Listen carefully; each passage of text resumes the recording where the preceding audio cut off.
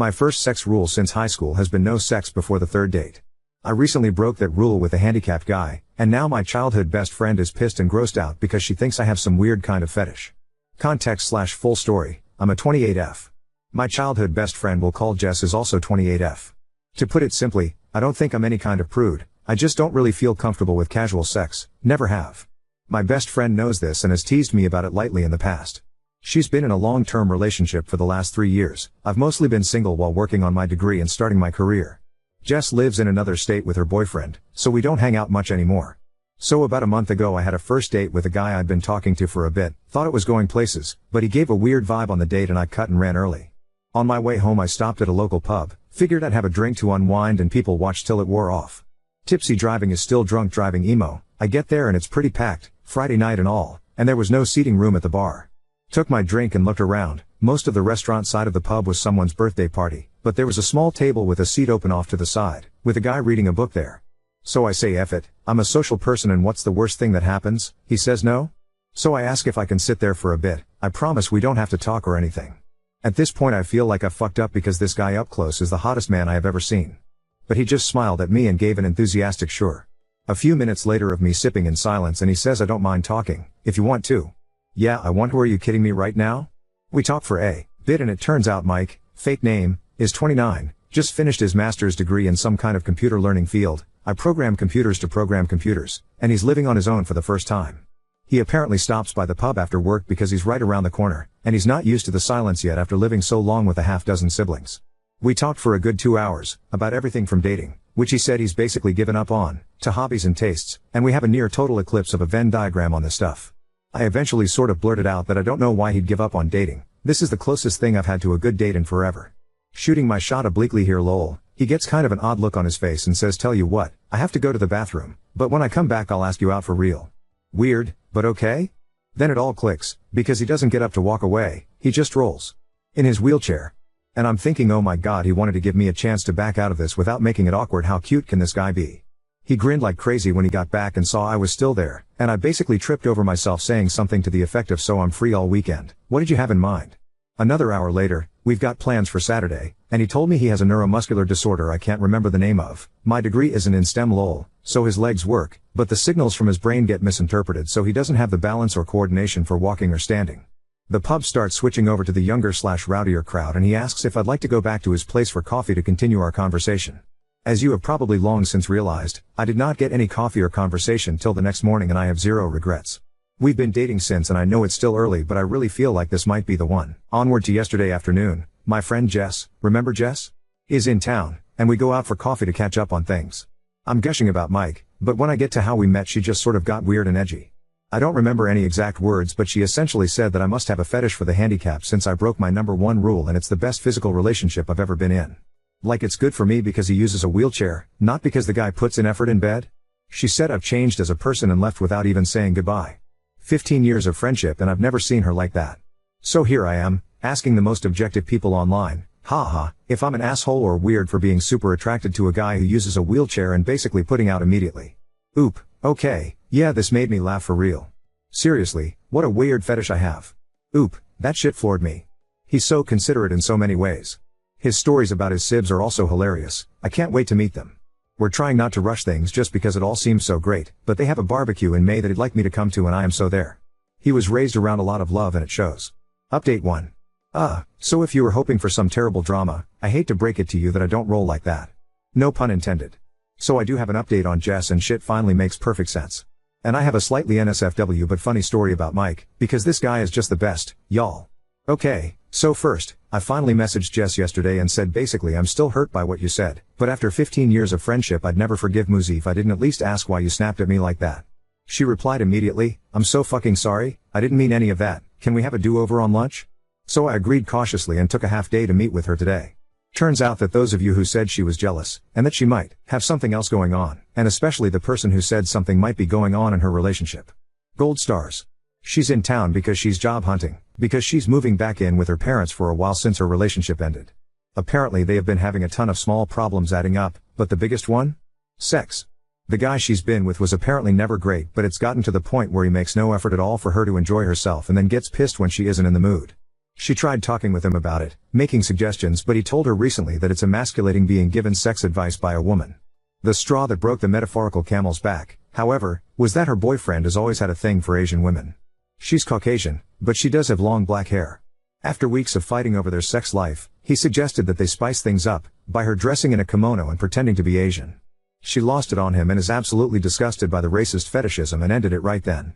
So she had all of this bottled up and was hoping to talk to me and finally be able to put it down. And I missed every hint that she had something big to discuss because I was gushing about Mike. So to her it felt like I was just twisting the knife by bragging about how great our sex was.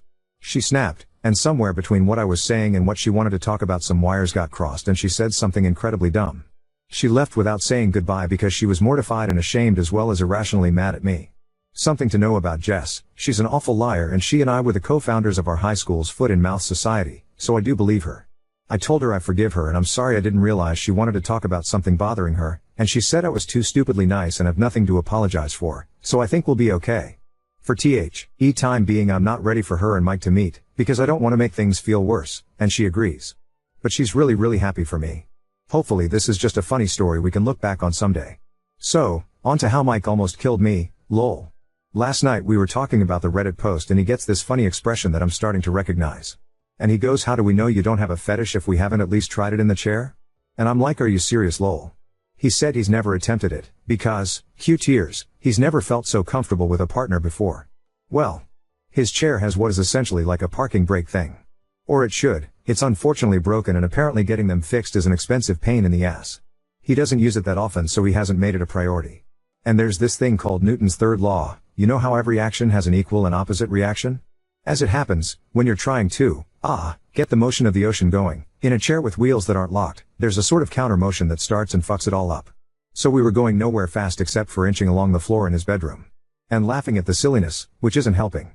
Eventually he just stops and says maybe we can get some of those wooden block things they use to keep little planes from rolling away, like in Indiana Jones, you know? I absolutely lost it. Like laughing so hard I'm in tears, he's giggling half at the situation and half at my reaction, and everything just keeps setting me off again. Finally I get it under control, doing some deep breathing exercises and shit, and I look at him again. And he pulls the straightest face he can, and says, for the love of God, golly. This sure is uncomfortable. Folks, if I had asthma I would have fucking died right there. I laughed so hard I think I pulled a rib. Like wheezing and not even laughing anymore so much as weeping and making this awful hey noise when I could catch my breath. While he's laughing and rubbing my back and saying he's sorry, he couldn't resist. So yeah, confirmed, no fetish here, and this magnificent bastard's comedic timing might actually kill me. I doubt I'll update again, because there's really nothing I can see needing to share given everything sort of worked out. And in the end, the real assholes were the friends we made along the way? Ike. Thanks for all the lovely comments on my last post and for coming along with me on this absurd but brief drama in my life, lol. Oop, and everyone's phones blow up. Genius, I'll finally go viral and get all those internet dollars I assume people are raking in, lol. I probably will post an update on this account, but I don't necessarily want to bog down Ada with my silly shit. I'm so excited and nervous. It's apparently a Mother's Day barbecue. Which I didn't know because my parents and I are estranged and I never even seriously thought about having kids before meeting Mike. But apparently it's a lot of people and a lot of food and apparently everyone knows he's bringing me. Also, can I just say fuck yes about his mom? They apparently have a huge one-floor rancher and she just assumed we'd be sleeping together in his old room. Like none of that weird you aren't married so you get separate rooms shit. I already adore them and we haven't even met yet. Oop, oh there is one coming. Oh my god, his family, lol. I am exhausted already and it's only one here, and we have another day of this ahead. They are amazing and he is glowing like a fireball. The side of him when he's with family is so bright I need sunglasses to look at him. Update 2. Hello again. I was going to post this on my own page but a few people mentioned that they think it's nice to read on Ada, so fuck it, here's the Met Mike's family update. And it's a doozy, or at least felt like it at the time for a girl who grew up with a small, dysfunction, family. So first up, you know what people, at least me, don't think about when dating a guy who's always sitting? Height. I know he's taller than me because we cuddle a lot, and he's taller sitting on the couch, but I didn't really get it. So we drive up Friday night after work, actually south and west, lol, but to my brain it's always up, in his vehicle, which is modified to be driven entirely using his hands. Neat, right? He's a really good driver too. One more green flag. We get to the house, and it's huge you guys, lol, like not a mansion, just kind of a sprawling one-floor rancher. Real estate was wild back in the day. Anyway we get out, and I meet his mom. I'd like to point out I am no slouch, I'm 5'7". His mom is towering over me. But she was the nicest lady ever. We go inside and I meet his dad, who funny enough is apparently the only short one in this family, and his youngest sister, who is living there with his 1-year-old niece. She gets up to hug me and she is also really tall. It's already a bit late then, so we eat and head to bed. I get to see his cute as shit room from when he was a teenager, and I casually ask, hey, so I don't know how this works and stuff, but how tall are you? And Mike is all I'd to know, like a bit over 6 feet 4 inches? Been a while since I checked. A bit over 6 feet 4 inches. So, is everyone in your family tall? Kinda? We met the Nordic basketball team he calls a family properly the next day. Actually they're Irish, but they're blonde and tall so it conveys the idea better. The only one of reasonable height, and still taller than me, was his oldest sister, lol. They are also loud. Like not really shouting or anything usually, just, present. Mike is a lot different around them, but in the cutest way, like he just beams all the time and you can see how happy he is to be home. One of his brothers put him in a headlock and gave him a dang noogie as a greeting, and got elbowed in the side for it, and all of them laughing, and his mom smacked one of his brothers with a rolled up magazine for putting his feet on the table. More laughing. Just intimidating but in the happiest way imaginable. I'll admit I was a little shut down for a bit, but Mike kept checking in with me to make sure I was okay, and they were all really nice, so I got into the spirit after a bit. I mentioned this in another comment, but Mike has a special sports wheelchair he uses for, well, sports. And he and his siblings play basketball. And he is good. Apart from just having a hell of an arm, he's quick as hell. And this magnificent bastard that I love will absolutely, purposefully, gleefully run someone's toes over. He aims for it. They all have this yank back the foot maneuver that's hysterical to watch. So it was this crazy day of loud people playing and having a blast, nieces and nephews running around, and just noise. My ears are still ringing. The food was catered in advance because his mom had 7 babies. All I make on Mother's Day is margaritas. They also have a pool. It's a bit chilly still but the pool is heated so we actually all got to swim, which was a lot of fun because I got to show off that I too am athletic. I can do a backward somersault off a diving board. Yeah. I'm a real catch lol. They at least pretended to be impressed. We all stayed up late drinking and bitching that it was too overcast to see the aurora, boo, and I had the worst hangover I've had in a while on Sunday. We slept in a bit late, and then joined Mike's family for the barbecue part of the barbecue weekend. His dad can grill, people. And he's fast, food coming off the grill at lightning speed. I asked Mike about it and he laughed and said there was 7 of us to feed. Ever see a nest of baby birds? He had practice. Which, fair enough. I don't have much experience with babies, but I got to hold his youngest niece, the one living at home with his sis until her husband gets back from deployment, and we had a light talk about kids in future. I told him that I never put much thought into it but if they were going to grow up in a happy home like his and not how I grew up, I'm pretty sure I'd be open to having them with him someday. But later. I need him all to myself for a while first. He seemed really happy about that, which makes me feel all goofy and happy. I'm sappy. We had to drive home Sunday night, but before we went his mom hugged me and said she's never seen her son like this, and thanked me for taking good care of her baby. And asked if we'd be back for the 4th of July or if we were doing something with my family.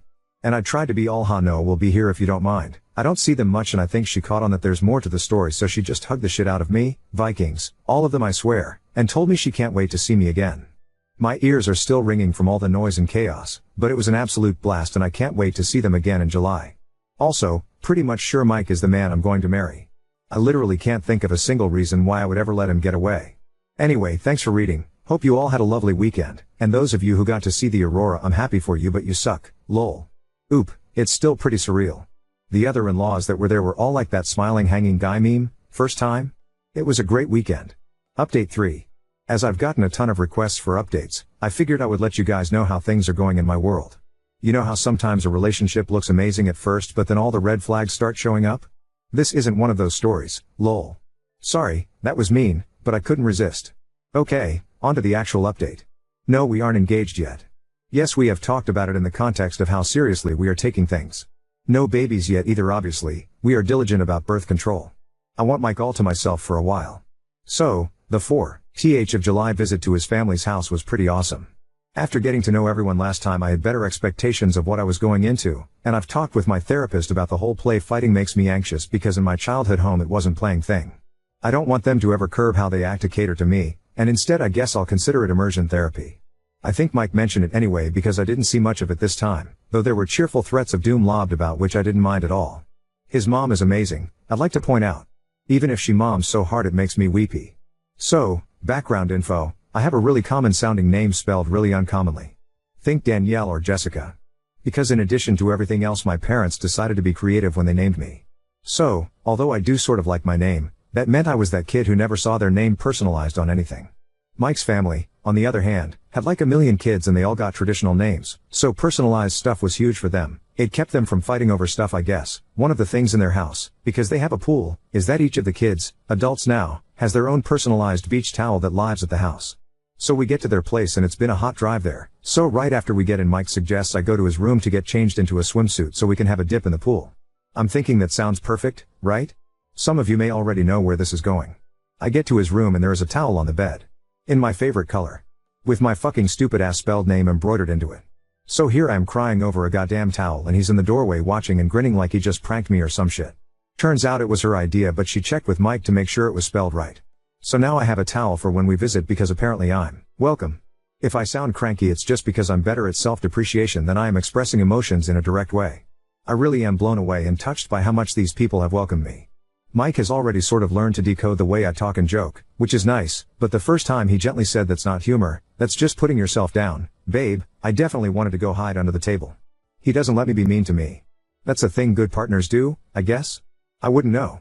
Again, yes, I am in therapy, I am working on myself, it's not his responsibility to put me back together, it's just something he does naturally. I literally told him one night that I was sorry I'm kind of broken, and he snorted and said at least you can walk in the most disgusted voice ever and made me laugh. I digress. So the food was once again amazing, and I kept my promise to teach his mom how to make my cinnamon bun bread pudding, so I felt like I contributed. Insert Ralph Wiggum I'm helping. Meme, I learned to play Yahtzee, and as it turns out I am very good at it. They do a lot of board games things at night when everyone is staying for the week. These people have a lot of board games. And puzzles. Whole damn storage closet of the things. They also drink like fucking fish and can hold it, so I am learning to pace myself. Mike doesn't drink much when we aren't there, so I'm not worried that it's a red flag. Only red flag of his that I've found was a Red Sox pennant in his room. Now I realize I might be talking him up a lot, but he isn't perfect. He snores, he has a habit of arguing with people on the TV when they make stupid decisions. He sometimes starts talking about things I don't understand and just goes and goes until he realizes he lost me like 15 minutes ago, and he is fastidiously tidy, which makes me feel guilty because I have bad habits to lose. I'm not used to clutter means I can't move through an area, but I'm really trying. Burrell, why spend any time at my own place anymore, and we're definitely looking to move in together sooner than later. Yeah, so, not that much of an update, no one burned themselves on a firework or anything super exciting. I'm just in an ongoing relationship with a great guy who has a great family and things continue to look up for us. We head home tonight so we can spend some alone time Sunday. Hope everyone else had a safe and happy holiday. Update 4. I debated just posting this on my own page, but shit, like a lot of people keep asking for more, so I guess it doesn't hurt to drop my post between Ada for literally killing someone and Ada for meekly accepting my in-laws' cruelty but asking if I may wash my wounds before they flog me again. This is not an exciting update. Not engaged. No babies on the way, not even freakishly tall ones like some of you are hexing me with. But Jess finally met Mike. Sorry. I mean, I'm not sorry. I feel compelled to open with a joke and I don't know why. Anyway, real TLDR, she thinks he's amazing. She thinks it is hysterical that I'm on TikTok. I refuse to download it, and she is doing amazing. And our lives are moving forward together. Jess and I have this friend, who I will call Meg and not Tallulah, despite both Jess and Mike thinking would be hilarious.